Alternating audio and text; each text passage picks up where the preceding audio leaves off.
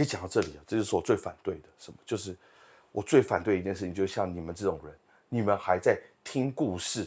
买画。12, 11, 10, 9, 8, 7, 6.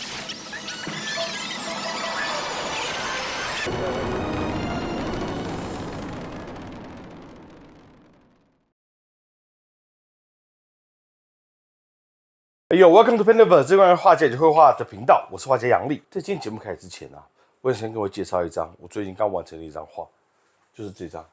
帐幕之才。我们看到画中啊，有一个正在植毛的一个青铜像，但是呢，这个在植毛这个动作当中，其实它被各种眼前所挂满了这些金银珠宝啊，给扰乱他的这个动作，甚至我在他目光的前面一点安排了一堆珠宝挡住他的这个目标。为什么画这张画？其实我是为了勉励自己。今天一个画家，不管他研发出一个怎么样成功的风格，市场上怎么样受欢迎，我觉得这都不应当是一个画家自我设限、画地自封的一个原因。作为一个画家，我们应该更加努力的勇往直前，往前发展，这是我对我自由的期许。这个话跟今天节目有什么关系？嘿嘿，这就妙了。我今天要讨论一个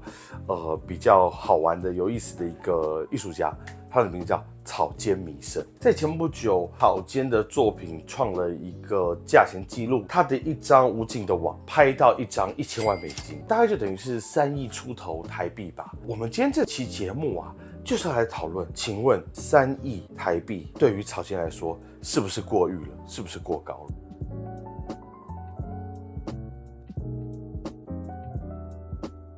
我先跟大家普及个概念，什么是一张画的成本？为什么绘画作品的价格都比我们一般人想象当中的还高那么一些些？通常都会花一个上班族1个月、2个月、3个月的薪水去买它，哪怕再小咖的画家哦。原因是这里面的成本其实不来自于画家的工本费，所谓的颜料啊、画布啊，更也不来自于这个画家画多久。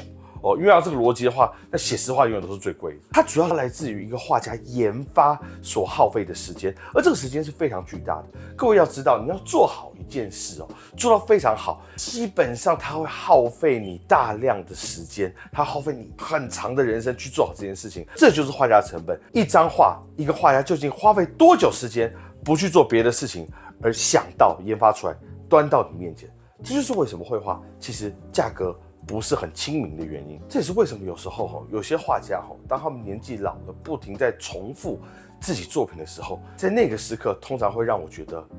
他应该不值这个价钱，他更多的就是在印制一种他已经熟悉的画。我都觉得到那个时候，其实画家在卖的是他的所谓一种周边产品，或者是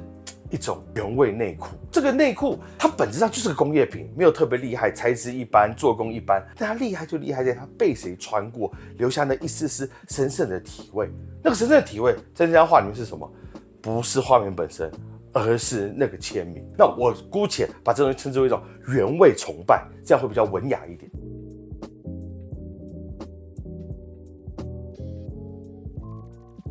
接下来我们要聊的是什么？就是草间的画到底够不够好？在我这节目当中，每当我聊起画家够不够好的时候，我通常都会用2个不同的视角去看这个画家，一个是独角兽，然后一个是研发型。独角兽很容易理解，小孩子的这种儿童画啊，很多素人的这种没经过学院训练的这些东西，它都是具有这种独角兽味道的。那独角兽的好不好，就看它到底有多独特。比如像卢梭就是一个非常独特的独角兽，草间算独角兽吗？大家现在看草间这样子的人设，精神困扰啊，非常的天真啊，头发全红啊，会以为他是个独角兽画家。但其实草间是经过严苛的学院训练的哦。现在大家眼前看到的这个图呢，其实是草间在就读京都艺大的时候所留下来的作品。他画猴子那个地方，各位也看一下，他对于猴子的面部表情捕捉，跟他那个手，他这个猴子这些手啊、脚啊这些姿态的掌握是非常精准到位的。各位，那要花时间呢。但独角兽，其实独角兽很多时候是来自内心的一种冲动，在没有什么绘画知识的情况下就跳下去画的。其实很明显，草间并不是，因为草间已经是一个可以靠自己的理智去控制他自己作品走向的一个人。所以 OK， 他不算独角兽，他算不算研发型？他当然是研发型。研发型的画家，因为人数多、案例多，所以其实都是有很多经典案例的。这个经典案例大概就是画家会走3个阶段。第一个阶段就是在学院里面练习的，他会把在线我们想的模拟写实的能力练得不错。再来就是他会有足够的绘画知识，构图怎么构，造型怎么做，然后颜色怎么用，图示法怎么上，搞到一定的程度，有这些基础的绘画知识。草间算不算有第一的这个画家层次？有，没有问题，很标准的有，而且做的还算不错。那么草间算不算有第2阶段的这个画家的层级呢？这个就是今天值得来论一论的。在第2层级里面呢，我们会要求一个画家他有多元性，他的武器库很多，他会的东西很多，他想用的时候就可以拿出来用。第2个就是我们要求一个画家，他知道他的表达跟他技巧有什么关系。简单说，在前面那个阶段是技巧该如何达到，我们就往这个地方走。但是这个阶段是技巧服务于表达，那你要端出独特的表达，然后着以你那个独特的技巧，这叫表达性。再来第3个，也就是我刚刚前面讲的那个一张画的成本里面所占最重要的就是可能性。我们要用这3个点去观察草间有没有。草间自己本身呢，大概在学生时期画过这些速写、这些基础训练之后，后来基本上到了美国就突然转做西方表现主义，然后后来做波普。但是这种转变呢，算不算多元性？其实不算。我必须说抽象本身就已经是绘画当中内容量最少的，因为抽象最大的精髓其实本身在于它被研发从零到有的那个过程。但对于后人来说，很多时候谈不上来，就是单纯的学，就那时候红什么告诉这个，他把它学下来。然后你再看他后面，做了什么阳具森林啊，那个阳具原野啊，这种把阳具贴到的都是的，这个东西是不可以拿来解释它的多元性是够的。所以多元性对我来说不太过关，就是其实会的挺少的。反倒在第2层次当中的这个表达性，其实草间有做到。在草间的作品当中，他的技巧其实始终跟随他表达的东西，童趣的图像啊，好玩这种点点上色法啊，去构筑这样的一张画面啊，其实这个组合是不错的。所以 OK， 这个我算是给过关的。第3个，它的可能性到底够不够？其实这就是为什么我一直诟病草间，甚至觉得那是一种原味崇拜的原因，就是说他跟很多他的日本同行画家一样，其实并没有再给出更多新的发展，更多的是其实不停在复制他之前的作品。这时候一定会有人问，难道画家一定要这样变来变去或怎么样吗？或者说变来变去才叫好吗？其实不是。比如我们会觉得莫兰迪晚期的风格是比较单一的，但是各位其实你去细看，他每一个静物之间的摆放是经过精心的安排，而且一点一点的再去破坏它的平衡或重建它的平衡。所以各位看啊，从这个角度我们就知道，画风越简单，某种程度上这不是原罪，但是最忌讳的事情是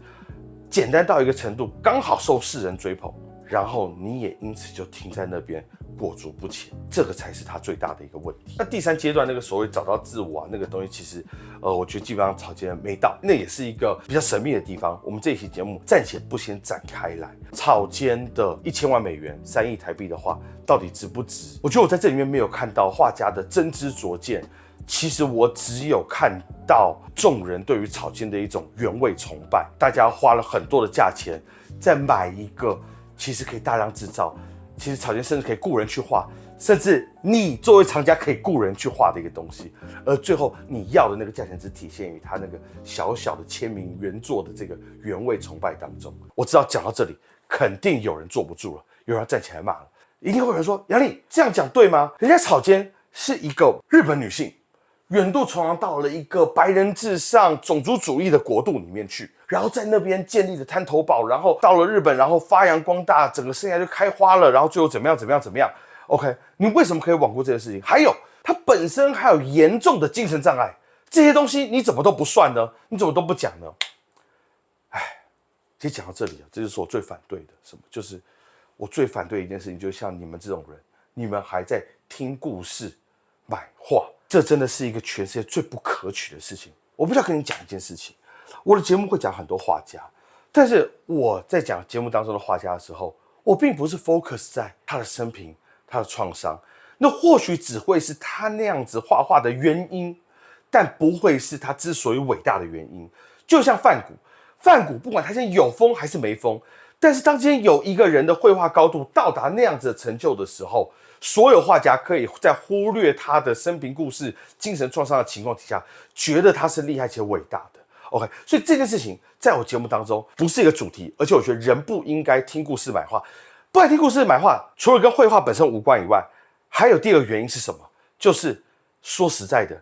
你听到的故事都是被一张一张的人嘴跟写手的笔给构建出来的一个东西。这种东西其实正反两讲都可以。各位看到哈，草间是一个从小家庭不和的一个小孩，然后有精神病，幻听幻视啊，然后他有这个恐性症啊，重复性的强迫症。OK， 他有这几个病症，在日本受到这个社会的打压，去了美国，然后一路奋斗，中间甚至几度这个差点要结束自己的生命。OK， 然后再怎么样，最后开出来一朵灿烂的花，这是大家所看到的。如果我跟你讲，草间在抽象表现主义最红的时候，就突然之间改做抽象表现主义，然后波普主义刚出来的时候，突然把画笔放下，开始做那些洋具的那个布娃娃，贴在椅子啊、桌子啊各种日常品之上。如果我跟你讲，草间在威尼斯双年展的时候，在没受邀的情况下，带了几百颗钢球，跑到展场，跑到威尼斯，试图挑战这个由威尼斯所建构起来的这种政府主导的艺术话语权的这个东西的时候，你会突然发现什么？在我眼里，我看到的是一个很聪明的人，我看到的是一个很会找准机会投资的风险投资专家。在我眼里，我看到的不是那个大家眼里所看到的那一个很执拗，然后为了治疗自己的精神疾病努力往前，然后奋发不懈，然后一路成功到现在的这样的一个人。可是，其实各位，这两个故事本身不违背啊。谁说有精神困扰的人他不能很精准的预测未来、预测风向、预测什么什么呢？对吧？只是今天他为了说服你，才把某些特定理由推到你面前，让你知道而已。当你把这个东西更广泛的展开来，真相到底是什么？其实非常的未必。而且再者说，这个真相跟他的画到底有几层关系？正如同我刚刚讲的，草间的画，事实上我们已经知道，草间是一个有能力去经营自己作品的人，他并不是完完全全的被他的各种困扰所绑住，然后每天在那边发疯似的做这些东西的一个画家。我不妨问你一个问题，你是更愿意相信故事，还是更愿意相信这个画家的绘画本身呢？如果你相信的是后者，那恭喜你，我们的未来的市场将会有一些更正向的力量，以及更正向的观看。但是如果你还是爱看故事的话，那么我也尊重你的选择，只是某种程度上，这会让很多每天在家里辛辛苦苦研发的画家感到非常的心酸汗颜。OK， 这也是 Painterverse 一个关于绘画以及画家的频道，我是画家杨力，希望大家会喜欢这期我关于草间的评价。OK， 下次见，拜拜。